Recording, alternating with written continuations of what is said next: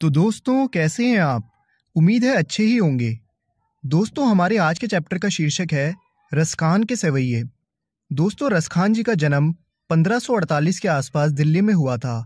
वह एक कृष्ण भक्त मुस्लिम कवि थे।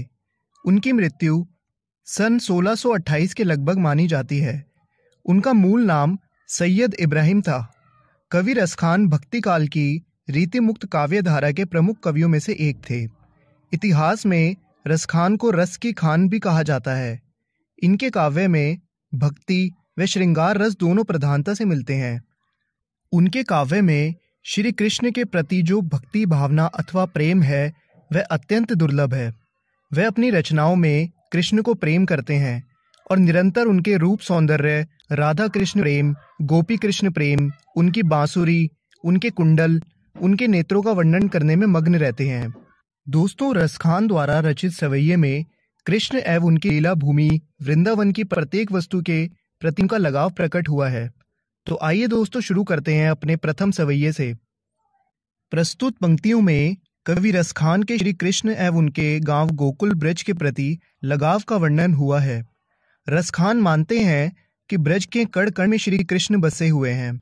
इसी वजह से वे अपने प्रत्येक जन्म में ब्रज की धरती पर जन्म लेना चाहते हैं। अगर उनका जन्म मनुष्य के रूप में हो तो वो गोकुल के ग्वालों के बीच में जन्म लेना चाहते हैं। अगर उनका जन्म पशु के रूप में हो तो वो गोकुल की गायों के साथ घूमना फिरना चाहते हैं। अगर उन्हें पत्थर बनना पड़े तो उसी गोवर्धन पर्वत का पत्थर बनना चाहते हैं जिसे श्री कृष्ण ने इंद्र के प्रकोप से गोकुल वासियों को बचाने के लिए अपनी तर्जनी उंगली पर उठाया था। अगर वो पक्षी भी बने तो भी वो यमुना के तट पर कदम के पेड़ों में रहने वाले पक्षियों के साथ रहना चाहते हैं। इस प्रकार कवि चाहे कोई भी जन्म ले, वो रहना ब्रज की भूमि पर ही चाहते हैं। दोस्तों, इस सवैये में कवि कृष्ण के प्रति अपनी भक्ति का उदाहरण पेश करते हैं।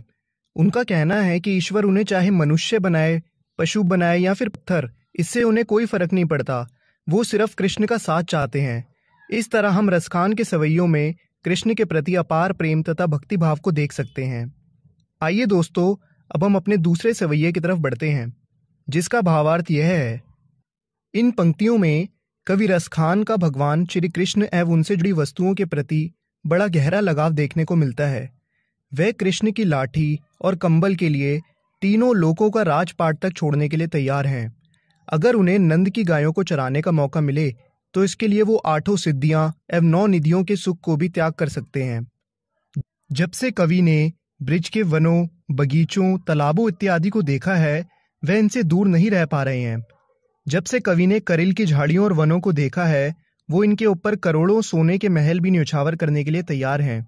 दोस्तों, अपने दूसरे सवैये में रसखान ने कृष्ण के ब्रज प्रेम का वर्णन किया है। वह अपनी आंखों से ब्रज के वन, बागों और तालाब को जीवन भर निहारना चाहते हैं। वह ब्रज की कांटेदार झाड़ियों के लिए भी सोने के 100 महल निछावर करने को तैयार हैं। आइए दोस्तों, अब हम अपने अगले सवैये की ओर बढ़ते हैं, जिसका भावार्थ यह है। इन पंक्तियों में रसखान ने कृष्ण से अपार प्रेम करने वाली गोपियों के बारे में बताया है, जो एक दूसरे से बात करते हुए कह रही हैं कि वो कान्हा द्वारा उपयोग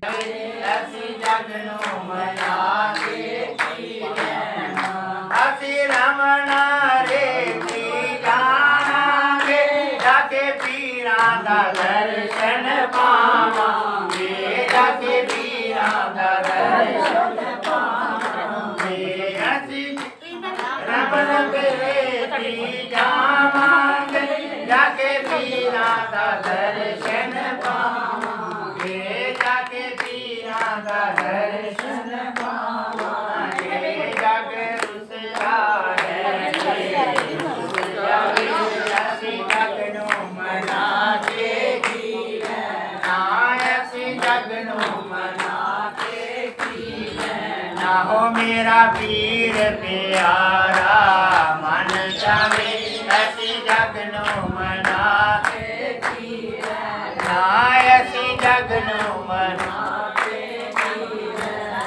मैं दूरों चल के आवेगी दर्शन दी तांग लगावेगी मैं दूरों चल के आवेगी दर्शन दी तांग लगावेगी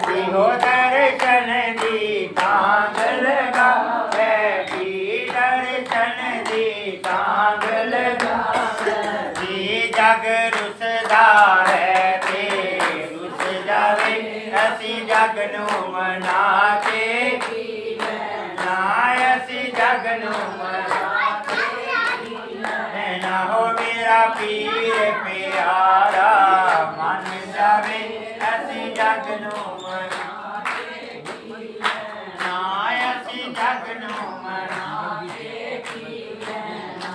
मैनू दुनिया ताने मार दिए, मैनू तांग है तेरे प्यार दिए, मैनू तांग है तेरे प्यार दिए। ओ मैनू दुनिया ताने मार दिए, मैनू तांग है तेरे प्यार दिए। ओ मैनू तांग है तेरे प्यार दिए। जग रुसदा है ते रुस जावे, असी जग नू मना के पी लेना। ओ जग रुसदा है ते रुस जावे, असी जग नू मना के पी लेना। ओ मेरा पीर प्यारा मन जावे, असी जग नू मना के पी लेना। असी कीते कौल नवावांगे, असी नदियाँ चीर के आवांगे, असी नदियाँ चीर के आवांगे। तो असी कीते कौल हेलो